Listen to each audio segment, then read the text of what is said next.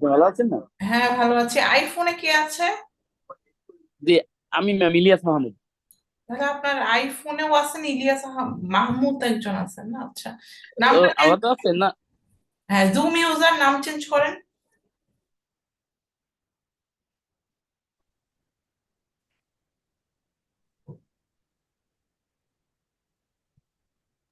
Ma'am ওইটা আমার না, ওই আইফোন ওইটা অন্য কারো ম্যাম। আমার নাম যেন আইফোন ইলিয়াস মাহমুদ লেখা আছে। আচ্ছা, আইফোন কার, জুম ইউজার কে? আহ, জানি না স্যার ম্যাম, রফিক ভাই নাকি হইতে পারে, জানি না। আমাদের ফ্রেন্ড ও এই যে চেঞ্জ করবে এখনই। আচ্ছা, চেঞ্জ করে ফেলছে রফিকুল। নাদিরা, কেমন হলো পরীক্ষা আপনাদের? এখনো চেকিং হয় নাই, কালকে চেক করে কালকের পরের দিন জানাবো কি অবস্থা আপনাদের পরীক্ষার, কেমন হলো। ম্যাম ম্যাম লিখছি। Not bad at all. ভালো হয়েছে? না, খারাপ হয় না, ভালো হয়েছে কিনা জানি না, খারাপ হয় না। আচ্ছা, আলহামদুলিল্লাহ। ফাইনালে আপনাদের সিলেবাসে ডলস হাউস আসতেছে এবং ডন জুয়ান আসতেছে। তো এই জি দুটাই ম্যাম। আপনাদের আমরা ধীরে ধীরে পড়ে ফেলবো। কুইজ জি ম্যাম। ফোরাম গুলা দিয়েছেন? ফোরাম কুইজ তো আসতেছে কয়েকদিনের ভিতরে, ফোরাম দিয়েছেন জি নেক্সট ম্যাম। উইকে? আচ্ছা, জি ম্যাম ম্যাম। জি ম্যাম বলেন। একটা একটা সমস্যা হয়েছিল ম্যাম, আমি প্রথম ফর্মটা পাই না ম্যাম। ওইটা কি কোনো ওয়ার্কারে রিকভার করা যাবে? আমি পাই না, দ্বিতীয়টা দিছি ম্যাম, অ্যাসাইনমেন্ট প্রথমটা দিছি, আছে, ই কিন্তু লার্নিং এ প্রথম পেয়ে যাবেন। ফর্মটা আমি পাই না। ই লার্নিং এ দেয়া আছে। ইলেনিং এ তো পাই না ম্যাম। আছে, সব দেয়া আছে। আমি অনেক খুঁজলাম, পাইলাম না ম্যাম। আচ্ছা, তারপর দেখবো আমি না। হ্যাঁ, আবার দেখবেন। জি। হ্যাঁ, সবকিছু ই লার্নিং এ এখনো সব হ্যাঁ, ওপেন করা আছে, তাহলে সবই ম্যাম, পাবেন। আচ্ছা ঠিক আছে ম্যাম। অ্যাসাইনমেন্ট দিয়ে দিচ্ছেন? অ্যাসাইনমেন্ট যেটা আসছে? ম্যাম অ্যাসাইনমেন্ট দিচ্ছি তো, আগেই দিয়ে দিছি। ও, তাহলে হয়ে গেছে। অ্যাসাইনমেন্ট দিয়ে দিছি আগে। হ্যাঁ, আমাদের 5টা ফোরাম আছে, সবই ওপেন করা আছে। ম্যাম একটু কথা বলতে চাচ্ছিলাম। হ্যাঁ, বলেন। ম্যাম হচ্ছে হচ্ছে আমি ওই মানে যে কোনো স্টোরি বা যেটাই পড়ি আমি খুব ডিটেল সামারি পড়ি। এখন পরীক্ষার সময় আমি লেখার পরে ডিটেল লিখে ফেলি, কালকেও আমি 11 পেজ লিখে ফেলছি। এখন বেশি লিখলে কি প্রবলেম আছে কিনা আমি পরে পরীক্ষা দিয়ে আবার ভাবছিলাম যে উল্টা পাল্টা করলাম কিনা। না, বেশি লিখলে প্রবলেম নাই। আননেসেসারি লিখলে অথবা যেটা দরকার নাই সেটা লিখলে অথবা খুব বেশি ভুল করলে সমস্যা আছে। না ম্যাম নেসেসারি লিখছি, এবং আমি নর্মালি আমার সেন্টেন্স কনস্ট্রাকশনে ভুল হয় না। তাহলে ঠিক আছে, এত টেনশন নেই। রিলেভেন্ট লিখছি ইনশাল্লাহ।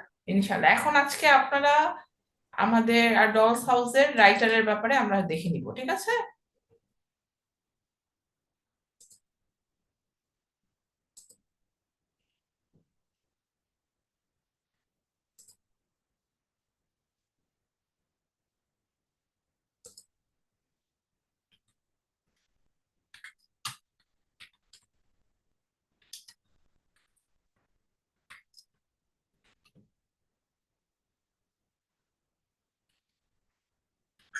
There are four types of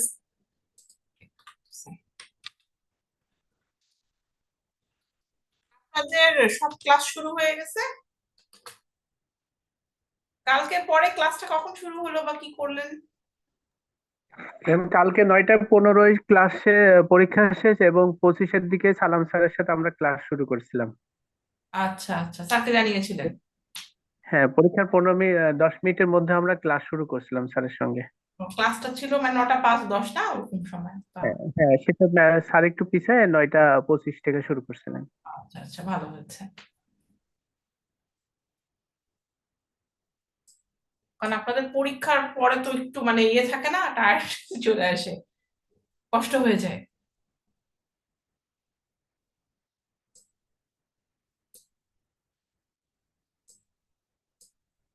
আমরা আজকে হেনরি গিবসনে চলে আসতেছি। আমাদের যে writer Henry I Gibson knew হচ্ছে, I was underwater. এখানে জাস্ট যাবে, আমরা I তারপরে just শুনবো। didn't realize I was this underwater. Interesting. Hey guys. আপনারা এখনই দেখতে পাবেন, আমরা শেয়ার করে দিচ্ছি। It's a beautiful video. Henry গিবসনের যত কিছু আছে আমরা তার ব্যাপারে আজকে পড়বো, জানার চেষ্টা করব। Welcome to my channel. आज की इस वीडियो में हम 19 से আবারও হিন্দিতে আসতেছে, ইংলিশ দিচ্ছি, নট হিন্দি।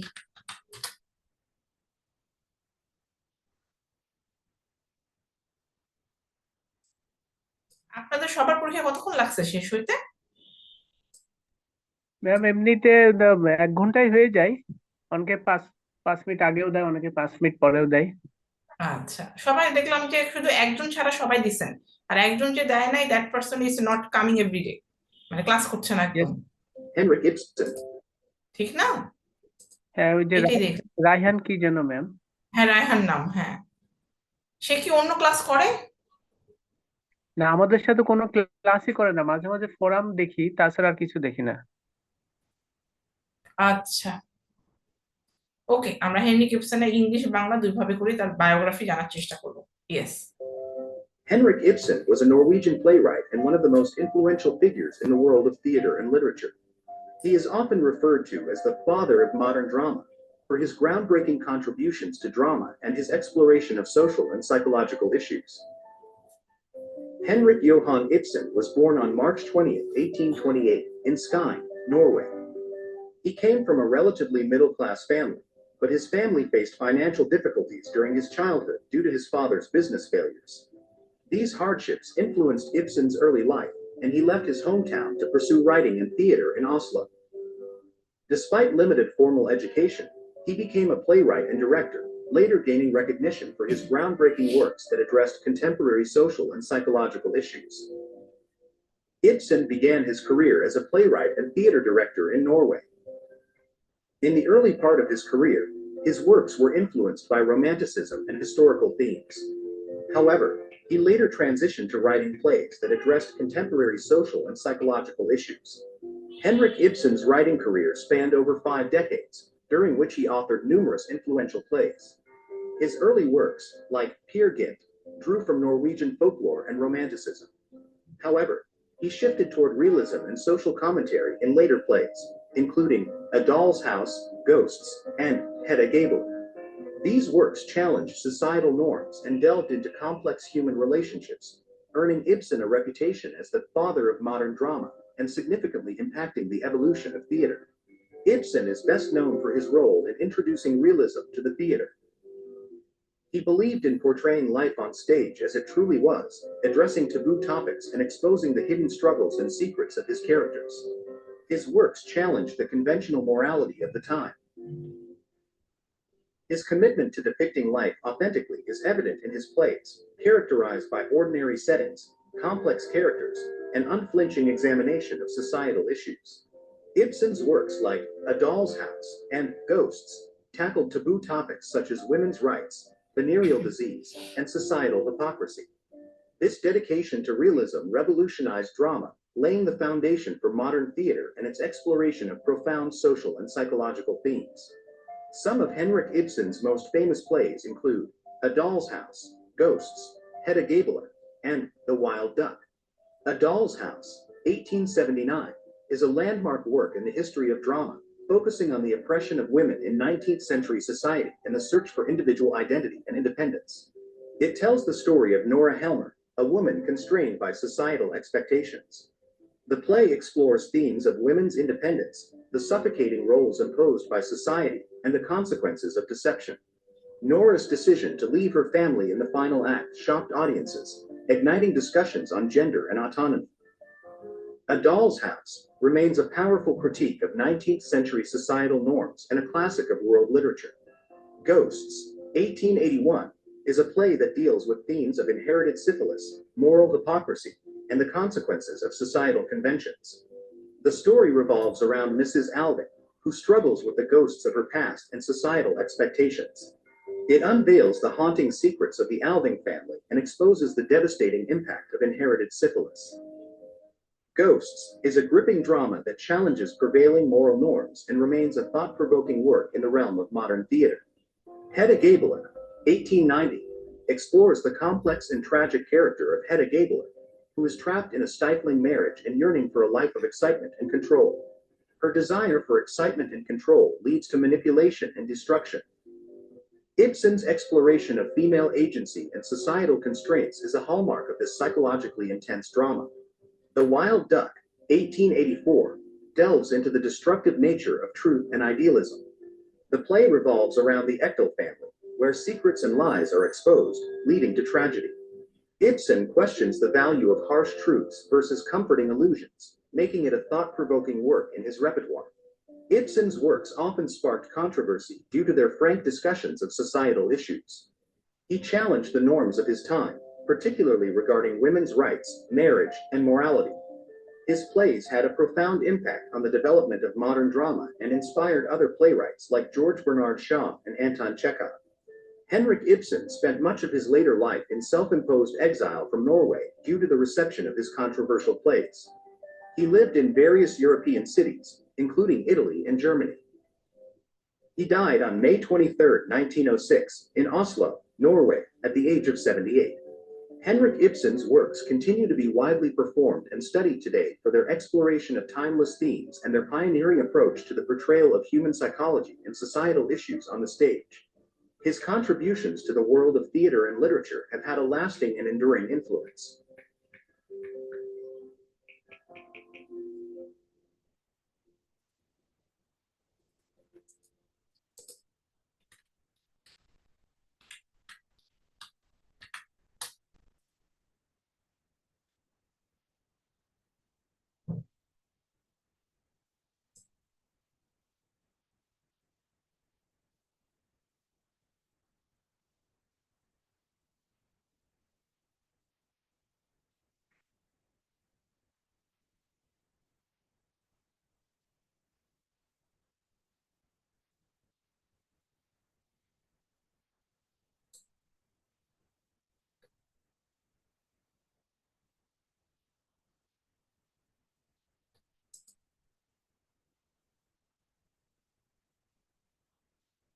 কোনো কালে একা হয়নি কো জয়ী, পুরুষের তরবারি প্রেরণা দিয়েছে, শক্তি দিয়েছে, উৎসাহ দিয়েছে বিজয়ী লক্ষ্মী নারী।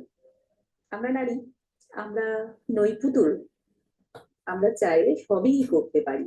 ঠিক আছে বন্ধুরা, নারীরা যে আসলে পুতুল নয় বা তাদেরকে পুতুল অনেকেই চিন্তা করে, সেই নিয়ে আজকের ড্রামা আ ডলস হাউস লিখেছেন হেরি গিবসন।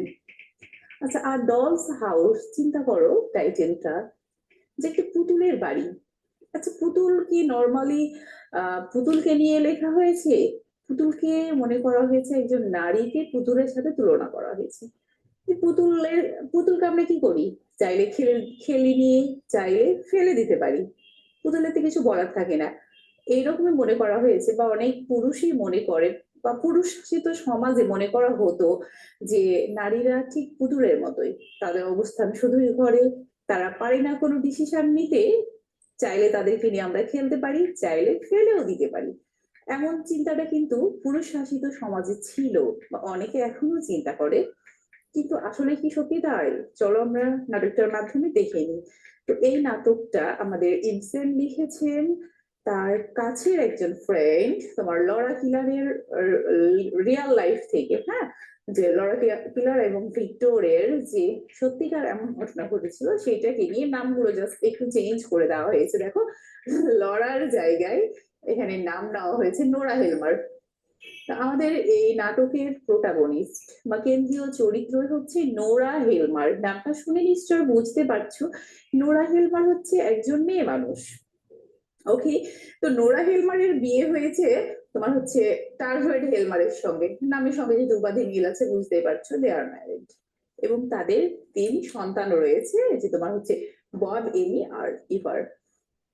তাদের বিয়ের প্রায় 10 বছর চলছে, তাদের 3টা সন্তান, যাচ্ছে তাদের সংসার।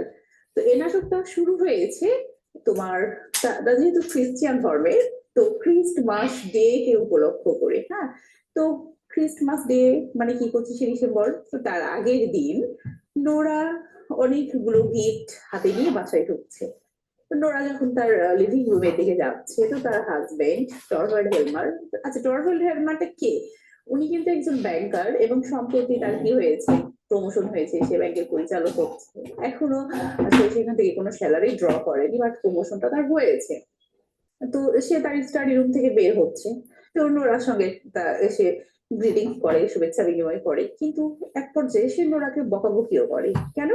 কারণ নোরা অনেকগুলো গিফট কিনে নিয়ে এসেছে, যেহেতু কালকে কি তাদের খ্রিস্টমাস ডে, তাদের একটা বড়দিনের উৎসব না, তো সেই ক্ষেত্রে উপহার। কিন্তু তোমার হচ্ছে যে টরভেল হরমানের কথা যে আমাদের তো মানে আমরা এতটা আলিশান লাইফ লিড করতে পারি না। এখান থেকে বোঝা যাচ্ছে যে কি তাদের পরিবারে একটু কি ছিল, দুঃখ কষ্ট ছিল, বা যেটা হচ্ছে আর্থিক সংকট সেটা ছিল। তো সে তার বউকে নর্মালি যেটা হয় যে বকাবকি করে, সেও সেটা করছে, কি এতগুলো গিফট কেন কিনে নিয়ে এসেছে, আসলে এতগুলো প্রয়োজন ছিল না, বা আমরা এতগুলো কেনার মতো সামর্থ্যটা আমরা বিলং করি না, এমন ভাবে বলছে। কিন্তু ওরা বলছে না কেন, কালকে যেহেতু একটা উৎসব নিয়ে এসেছি, তাছাড়া তো ওটা প্রমোশন হয়েছে, আর কিসের চিন্তা আছে আমাদের। তো এমন তাদের কথা হচ্ছে। এই সময়ে তাদের বাসায় এন্ট্রি ঘটে ডক্টর র্যাঙ্কের। তো ডক্টর র্যাঙ্কটাকে, ডক্টর র্যাঙ্ক হচ্ছেন তাদেরই একজন ফ্যামিলি ফ্রেন্ড। ইতোমধ্যে আরো একজন লেডি গেস্টের আগমন ঘটে। লেডি গেস্ট হচ্ছে মিসেস লিন্ডে। আচ্ছা, লিন্ডেটা কে একটু আমরা পরে জানছি। তো তাদের যে সার্ভেন্ট তোমার হেলেনা রয়েছে, সে এসব খবর দেয় যার একজন লেডি গেস্ট এসেছে। তো দেখা গেল যে নোরা মিসেস লিন্ডেকে দেখে খুব একটা ক্লিয়ার চিনতে পারছে না। একটু পরে তাদের মধ্যে কথোপকথনের ফোনের মাধ্যমে বোঝা গেল যে তারা দুইজন কি ছিল, বান্ধবী ছিল। তারা ছোটদের একসঙ্গে বড় হয়েছে, পড়াশোনা করেছে। অনেক দিন তাদের দেখা নাই, প্রায় 10 বছর ধরে তাদের দেখা নাই, যার কারণে কি হয়েছে তারা চিনতে পারছে না। তো এবার দুই বান্ধবী একই বাসায় একসঙ্গে হয়েছে, বুঝতেই পারছো তাদের মধ্যে আলাপ জারিতা হচ্ছে। তো মিসেস লিন্ডে কে বলছে নোরা হেলমার যে কি অবস্থা, বল কেমন আছিস। তো তোমার লিন্ডে বলছে যে আর বলিস না, আমার হাজবেন্ড মারা গেছে 2 বছর আগে। তখন নোরা বলে, ও হ্যাঁ, আমি এটা পত্রিকায় দেখেছিলাম, তোকে একটা চিঠি লিখবো, কিন্তু কাজের চাপে কি করা হয়নি, লেখা হয়ে ওঠেনি। এভাবে যে কথাগুলো নর্মালি হয় তারা সেটাই বলছে। তো মিসেস লিন্ডে বলছে যে আমার হাজবেন্ড, তার যার সঙ্গে বিয়ে হয়েছিল সে কিন্তু অনেক ধনী ছিল, কিন্তু মারা যাওয়ার সময় তার জন্য একটা কানা করিও রেখে যায়নি। এবং লিন্ডের যে তোমার মা ছিল সেও অসুস্থ, ভাইগুলো ছোট ছোট ছিল। তো লিন্ডেকে দেখা গেছে যে নিজেকে কি করতে হয়েছে, তার মায়ের সেবা করতে হয়েছে, মাও এখন মারা গেছে। এবং তো ভাইয়েরা এখন কি হয়েছে, ভাইয়েরাও বড় হয়ে গেছে, যার কারণে লিন্ডের আর খুব একটা দায়বদ্ধতা নেই, সে এখন স্বাধীন। এবং তার ভাইয়েরাও খুব একটা তার খোঁজ নেয় না। কিন্তু লিন্ডে বলছে যে আমার লাইফটা আসলে অনেক কষ্টের রে, তো এই মুহূর্তে আমার কোনো চাকরিও নাই, কি করবো, আমি একটা কাজ খুঁজছি। তো তোর হাজবেন্ড যেহেতু ব্যাংকের বড় অফিসার বা পরিচালক, তো সে যদি আমাকে একটা কাজের ব্যবস্থা করে দেয় তা আমার জন্য সুবিধা হয়। বান্ধবীকে যেভাবে মানুষ বলে, এগুলো কিন্তু খুব নর্মাল কনভারসেশন। তো নোরা হেলমারকে বলছে যে তুই তো বেশ সুখে আছিস, দেখতেই পাচ্ছি তোর সংসার। তো নোরা বলে যে না রে, আমি যে খুব সুখে আছি এমনটা না, তো মাশাআল্লাহ এখন ভালো আছি, কিন্তু বিষয়টা হচ্ছে গিয়ে আমরা এত সুখী ছিলাম না। কিছুদিন আগে আমার হাজবেন্ড খুব মানে বড় বেশি অসুস্থ হয়ে পড়েছিল, যার কারণে কি করতে হয়েছে, তাকে ইটালিতে ট্রিটমেন্টের জন্য নিয়ে যেতে হয়েছে। এবং ট্রিটমেন্টের সেখানে অনেক খরচও হয়েছে। হ্যাঁ, এমনকি ট্রিটমেন্টে দেখা গেছে যে সে তার বাবার কাছ থেকে টাকা ধার করেছে। এখানে আমরা দেখতে পাবো Nora's father, but who is dead, যে মারা গেছে। তো নোরা বলছে যে আমি আমার বাবার কাছ থেকে টাকা ধার করে নিয়ে গেছিলাম, কিন্তু আমি তোমার হচ্ছে টরভেল হেলমারকে বলেছি যে আমার বাবা কি করেছে, আমাকে টাকাটা ধার দেয়নি, এমনিতে তোমাকে ট্রিটমেন্টের জন্য দিয়েছে, আমাকে দিয়েছে ধার হিসেবে না, এইটা বলছে। কিন্তু আসলে এর মধ্যেও আরো একটু অন্য ঘটনা রয়েছে। নোরা হেলমার যে তার বাবার কাছে টাকা ধার নিয়েছিল ঠিক এমনটাও না। নোরা হেলমার কি করেছিল, যেটা করেছিল যে তার বাবার সাইন বা সিগনেচারকে জাল করে সে ব্যাংক থেকে লোন নিয়েছিল। ওকে, তো সে যে ব্যাংক থেকে আমরা আরো একটা ক্যারেক্টার দেখতে পাচ্ছি এখানে, তোমার হচ্ছে ক্রগস্ট্যাডকে। তো ক্রগস্ট্যাডটা কে, ক্রগস্ট্যাড হচ্ছে তোমার এই যে টরভেল্ড হেলমারেরই একজন অফিসিয়াল কর্মচারী, তার মানে সে ব্যাংকের সঙ্গে রিলেটেড, তাই না? তো টরভেল্ড তোমার হচ্ছে যে এই যে ক্রগস্ট্যাড, সেই কিন্তু নোরাকে, আমাদের কেন্দ্রের প্রোটাগনিস্ট যেটা, তাকে কি করেছিল, তার বাবার সাইনটা নকল করে টাকা নেওয়ার সময় সে হেল্প করেছিল, এবং সে ব্যাপারগুলো কিন্তু জানতো। ঠান্ডা কিছু খেলে অনেকেই তীব্র দাঁত শীর্ষের সমস্যা বোধ করেন। সঠিক সময়ে ব্যবস্থা না নিলে এই শীর্ষের সমস্যা নিজে থেকে চলে যায়। তো কিন্তু এখনো কি করেনি নোরা, তার বান্ধবী লিঙ্ক দেখে বলেনি যে আমি সাইন জাল করে টাকাটা নিয়ে আমার হাজবেন্ডকে ট্রিটমেন্ট করিয়েছি। সে জাস্ট বলেছে যে আমার বাবার কাছে আমি আসলে ধার নিয়েছি, এটা হচ্ছে বাবা আমাকে এমনিতেই দিয়ে দেয়নি। এভাবে তাদের কনভারসেশন শেষ হয়। তো দেখা গেছে পরের দিন, এবার হচ্ছে কি তাদের ক্রিসমাস ডে, তাদের প্রতিবেশীর বাসায় কি রয়েছে, একটা প্রোগ্রামও রয়েছে, যাবে। তো তার বান্ধবী লিন্ডা আবার আসে তাদের বাসায়, তার হচ্ছে যাবে, তো যে ড্রেসটা পরে যাবে সেটা সেলাই করে দেওয়ার জন্য আসে। এবং আবার এখানে এবার এন্ট্রি ঘটে তোমার কার জানো, এই যে ক্রগস্ট্যাডের। তো ক্রগস্ট্যাডের সঙ্গে আরেকটা মজার বিষয় দেখো, ক্রগস্টাড হচ্ছে টরভেড হেলমারের ব্যাংকের একজন নিচু কর্মচারী, আর লিন্ডে হচ্ছে তোমার নোরার বান্ধবী। বাট এবার হচ্ছে লিন্ডে এবং ক্রগস্টাড এদের মধ্যে কি ছিল, একটা প্রেম রিলেশন ছিল, আগে তাদের মধ্যে একটা সম্পর্ক ছিল, কিন্তু তাদের বিয়েটা হয়নি। কারণ হচ্ছে লিন্ডের একটা ভালো ফ্যামিলি, অর্থবিত্তশালী একটা জামাই পাওয়ার কারণে কি করেছে, তার বাবা মা লিন্ডের অন্য জায়গায় বিয়ে দিয়ে দিয়েছে, এবং ক্রগস্টাডের অন্য জায়গায় বিয়ে হয়েছে, তারও সন্তান হয়েছে। এবার তারা দুজনকে কি করে, হেলমার পরিবারে এসে তাদের সঙ্গে দেখা হয়ে যায়। তো ক্রগস্টাড মূলত আসে নোরার কাছে, নোরাকে ব্ল্যাকমেইল করতে। কারণ কি, কারণ ক্রগস্টাডের কোনো ফল্টের কারণে, ফল্টটা এটাই যে সে সাইন রাহুল করেছে, এটা কিন্তু তার একটা ফল্ট। তো তার কি করবে, তার বস টরভেড হেলমার তার চাকরিটা তোমার হচ্ছে গিয়ে ক্রগস্টাড চাকরিটা থাকছে না, তার চাকরিটা চলে যাচ্ছে। তো এবার সে এসেছে নোরার কাছে, তার ওয়াইফের কাছে, যে কি করো, তোমার হাজবেন্ডকে একটু বলো সে যেন আমার চাকরিটা বহাল রাখে। তো বলে যে তুমি যদি না বলো তাহলে তোমার ওই যে সাইন চুরি করার যে ব্যাপারটা না, আমি কিন্তু জানিয়ে দিব। তখন কি করে, নোরা তার হাজবেন্ডকে বলে যে আচ্ছা ক্রগস্টাড একটু ভালো মানুষ, তার চাকরিটা রাখো না। এবং ক্রগস্টাড বলে আমি আসলে একটা ভুল করেছি, আমি জীবনও আর এমন ভুল করতে চাই না, তুমি এটা আমার জন্য রিকোয়েস্ট করবা। তো নর্মালি ওয়াইফ রিকোয়েস্ট করলে হাজবেন্ডটা শোনে। তো এবার আমাদের টরভেল হেলমার কি একদম শুনতে নারাজ, এই তুমি ব্যবসা বাণিজ্যের কি বুঝো, ব্যাংকের কি বুঝো, তুমি মানুষ না, তোমার এত আইডিয়া নেই, তুমি চুপ করো তো। ও সে হচ্ছে গিয়ে মানে ইমোরাল একজন পার্সন, আমি তাকে আমার ব্যাংকে রাখতে চাই না, এবং সেই জায়গাটা আসলে লিন্ডেকে জবটা দিতে চাই, হচ্ছে যে তোমার আমাদের টরভাল হেলমার, হ্যাঁ। কিন্তু রিফিউজ করে দিল, ক্যান্সেল হয়ে যাওয়ার পর আবার যখন ক্রগস্টাড আসলো, তো নোরা তাকে বললো যে আসলে কি হয়েছে, আমি তো তোমার জন্য ট্রাই করেছি বাট রিফিউজ করে দিয়েছি, সে ক্যান্সেল করেছে। তখন বলে যে শোনো, তুমি যে করেই হোক তাকে রাজি করাবা, যদি আরো বড় ব্ল্যাকমেইল করে, এবং বলবা যে আমাকে যেন কি করে, সে আরো উচ্চ পদস্থ কর্মচারী বানাই। আর যদি সেটা না করে তাহলে কি করবো, তোমাদের মান সম্মান কোনো কিছুই থাকবে, এটা তোমরা দুজনের যদি মান সম্মান বাঁচাতে চাও তাহলে এটা ইয়া করো, নাহলে আমি তোমাদের সব সেক্রেসি সব প্রাইভেসি কি করবো, ওপেন করে দিব। তো দেখা যায় যে নোরা আবারও টরভেলকে বলে যে তুমি হচ্ছে গিয়ে ইয়া করো, তোমার ক্রগস্টাডের চাকরিটা বহাল রাখো। তো কোনোভাবে সে রাজি হয় না। তখন করে কি, ক্রগস্টাড এবার একটা লেটার পাঠিয়ে দেয়, তাদের যে লেটারটা তাদের লেটার বক্সে, তোমার টরভেল হিলমারের ফ্যামিলির যে লেটার বক্স, সেই লেটার বক্সে পাঠিয়ে দেয়। এবার তো নোরাল খুব মন খারাপ, নোরা লাস্টে কি করে, তার বান্ধবী লিন্ডের সঙ্গে ব্যাপারটা নিয়ে আলোচনা করে। তো লিন্ডে তখন বলে যে তুই যদি আমাকে আরো একটু আগে বলতি তাহলে হতো। আচ্ছা দেখি আমি এখনো কি করা যায়। তো নোরা বলে আসলে এখন আর কিছু করার নাই, সে তো অভিযোগ লেটারটা ওখানে লেটার বক্সে দিয়েই দিয়েছে, আর কি করার আছে। তারপরেও লিন্ডে ক্রগস্টাডের কাছে যায়, যে তার সঙ্গে দেখা হয় না, বলে যে পরের দিন দেখা হবে। এবার হচ্ছে ক্রিসমাস ডে এর পরের দিনে চলে গেছে। তো লিন্ডের সঙ্গে তাদের দেখা হয়, তাদের যে আগের একটা প্রেম বিনিময় ছিল, সম্পর্ক ছিল, তো তাদের সঙ্গে একটু ভালো আলোচনা হচ্ছে। লিন্ডে এক পর্যায়ে বলে যে আমি তোমাকে বিয়ে করতে চাই, এবং তোমার এবং তোমার ছেলে মেয়ে দেখাশোনা করতে চাই, আমি এখন ফ্রি, আমার এখন হাজবেন্ডও নাই, ভাইয়েরও আমার দায়িত্বে নাই, মাও নাই, আমি এখন একদম স্বাধীন। তো সেই ক্ষেত্রে ক্রগস্টাডও খুব খুশি হয় যে তার আগের বিয়ে থেকে কি করবে, সে তার নিজের মতো করে পাবে। তো সে তখন বলে, লিন্ডে বলে তোমাকে এক কাজ করতে হবে, সেটা হচ্ছে গিয়ে তুমি যে অভিযোগটা নিয়ে এসেছো নোরার নামে, সেটা অভিযোগটা তুলে নিতে হবে। তো বলে আমি ঠিক আছে তাই তুলবো। কিন্তু ইতোমধ্যেই লেটারটা পৌঁছে যায় তোমার টরভেল্ড হেলমারের কাছে, টরভেল্ড হেলমারের কাছে এই লেটারটা পৌঁছে যায়। তো টরভেল্ড হেলমার যখন দেখলো যে এই লেটারটা কি, তার বউ কি করেছে, তার পিতার সিগনেচার সাইন করে টাকা তুলেছে, এবং আজ পর্যন্ত সে নিজেই নিজ দায়িত্বে সে ঋণটা শোধ করে যাচ্ছে, ঋণটা প্রায় শোধের পথে চলে এসেছে।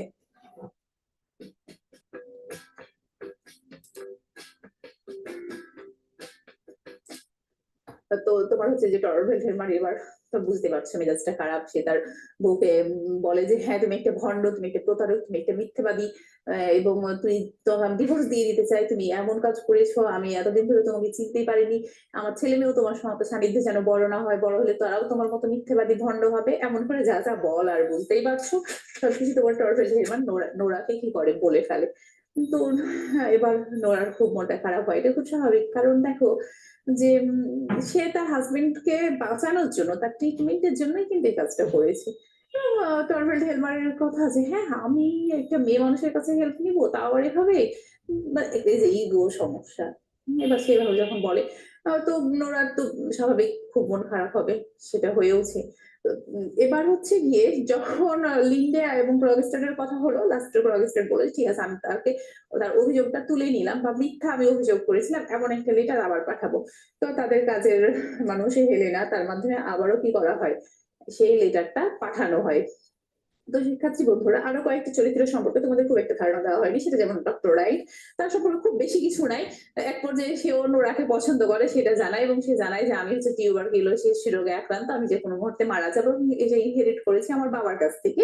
এবং তাদের ছেলে মেয়েদের সঙ্গে মাত্র একবার দেখা যায় যে নোরা কি করছে, একটু খেলাধুলা করছে ছেলে মেয়েকে নিয়ে, এবং ছেলে মেয়েরাকে দেখাশোনা করে তাদের যে মেইড, সে হচ্ছে গিয়ে অ্যানিমেরিয়ার। তো এই ব্যাপারগুলো খুবই ট্রিভিয়াল। যাই হোক, এবার যখন নেক্সট লেটারটা পেয়ে গেল তোমার টরভেল হেলমার, যে না আসলে এখানে ক্রগস্টার যে অভিযোগগুলো করেছিল সেগুলো সবই মিথ্যে, তখন সে কি করলো, এবার বললো, খুব খুশি হলো এবং নোরাকে বললো যে না নোরা, আমি তোমাকে আসলে যা বলেছি তার জন্য আমি সরি, তুমি বাসা থেকে মানে আমি তোমাকে ছেড়ে যাচ্ছি না, বা তুমিও আমার সন্তানদের ছেড়ে চলে যেও না। কিন্তু আমাদের নায়িকা নোরা এবার একদম বেঁকে বসেছেন যে হ্যাঁ, আমি কি তোমার হাতে পুতুল, যে তুমি চাইলে একবার আমাকে ছুড়ে ফেলবা, আবার চাইলে অ্যাকসেপ্ট করবা। তোমার সঙ্গে এই 8-10 বছরের সংসারে আমার হচ্ছে কি বোঝাপড়া হলো, তুমি তো আমাকে চেনোই নি, অ্যাকচুয়ালি তুমি আমাকে চেনার মতো যোগ্যতাই রাখো না। এইভাবে নোরা তাকে বলে যে তুমি, আমি তোমার জন্য, তোমার ট্রিটমেন্টের জন্য, তোমাকে বাঁচানোর জন্য আমি যে কাজটা করেছি, তুমি তো আমাকে বিশ্বাসই করতে পারলে না, তুমি তো আমাকে ভালোই বাসো না। অভিমানের যে কথাগুলো মানুষের হয়ে থাকে, এগুলো বলেই আমাদের নোরা কি করলো, বাড়ি থেকে বের হয়ে গেল। হ্যাঁ, তো এইভাবে এখানে নাটকটা শেষ করা হয়। তো শিক্ষার্থী বন্ধুরা, চলো এই নাটকের থিম গুলো কি কি আমরা দেখে নিই। একটা মোস্ট ইম্পর্টেন্ট থিম হচ্ছে লাভ এন্ড ম্যারেজ। দেখো, ঠিক আছে, এখানে তো অবশ্যই তোমরা দেখছো যে লিন্ডে ক্রগস্টারের মধ্যে আগে থেকে একটা ভালোবাসা ছিল। নোরা এবং টরভাডেলমারের কি হচ্ছিল, একটা ভালো ভালোবাসার সম্পর্ক, এবং সেটা ম্যারেজ, মানে ভালোই চলছিল তাদের কনজুগাল লাইফটা। কিন্তু কি আবার হচ্ছে তোমার ডক্টর রাইট, সেও কিন্তু নোরাকে যে ভালোবাসতো সে কথাটাও সে প্রকাশ করেছিল। কিন্তু ম্যারেজের মধ্যেও যে আবার কি হয়েছে, আমাদের নোরাকে লাস্ট পর্যন্ত তার হাজবেন্ড অবিশ্বাস করেছে এবং সে বের হয়ে চলে গেছে, এই ব্যাপারগুলো প্রাধান্য পেয়েছে। দেন রয়েছে তোমার ডিসিট। আচ্ছা, ডিসিট এবং করাপশন দুইটা অপশন দেওয়া রয়েছে।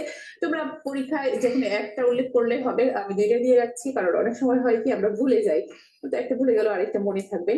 দেখা গেছে যে নোরা কি করেছে, নোরা কিন্তু মানে এটা খুব মেজর থিম না হলেও মাইনর থিমের মধ্যে চলেই। কারণ নোরা তার বাবার সাইনটা সিগনেচার করেছে, যে কারণেই করুক না কেন, তাহলে এটা সেখানে একটা প্রতারণার অংশ সে নিয়েছে।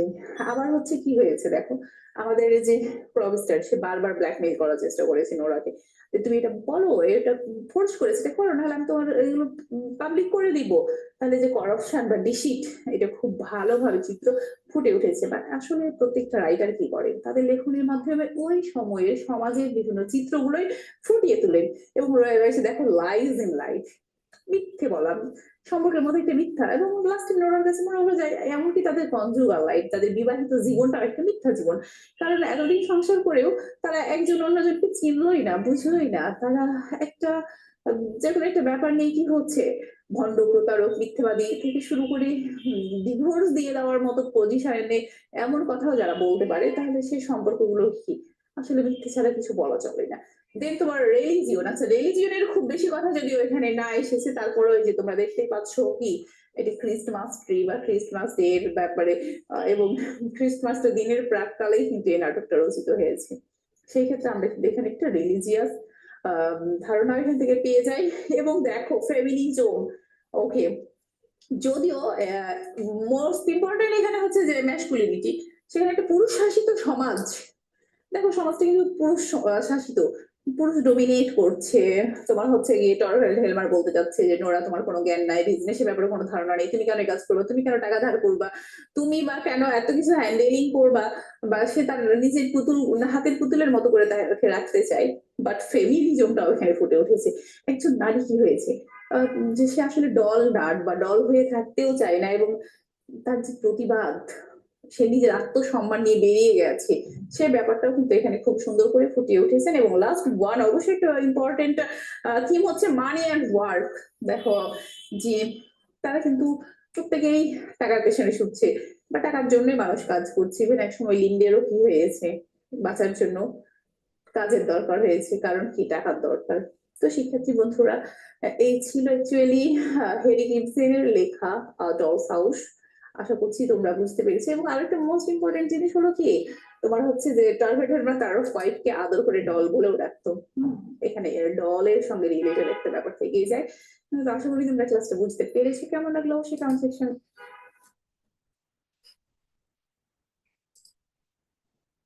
So I think all of you are listening, isn't it? Yes ma'am. Yes, ma'am. বুঝতে পারছেন না? নেক্সট ক্লাসে তো আমরা আলোচনা করব। বেশ সুন্দর কিন্তু নাটকটা, ঠিক আছে? আমাদের এই ফাইনালে বেশ সুন্দরভাবে হেনরিক ইবসেনের আর ডলস হাউস, যেটা একটা ফেমিনিস্ট নাটক, এই নাটকটা থাকছে আপনাদের, ঠিক আছে? এটা দিয়েই আমরা শুরু করব। নেক্সট ক্লাসেও এটার থিমস এবং এটা নিয়ে আমরা আলোচনা করব। ওকে? ম্যাম Okay, এটার ma'am. পরে কি পড়াবেন? হ্যাঁ, এই নাটকটার পরে অন্য কোনো নাটক পড়াবেন? এটার পরে আরেকটা থাকবে, সেটারও আমরা খুব ছোট করে আমরা করে ফেলবো। এই দুটোই থাকবে, খুব ইজি হবে, আপনাদের কঠিন লাগবে না, ঠিক আছে? ম্যাম ডন জুয়ান নাকি জি ম্যাম। একটা বললেন? আর ডলস হাউস আর আরেকটা ইয়েতেই আছে, ই লার্নিং এ দেওয়া আছে, ডন জুয়ান। ই লার্নিং এ দেখলেই পাবেন, উপরে টেক্সটই দেওয়া আছে, সব দেওয়া আছে আপনাদের।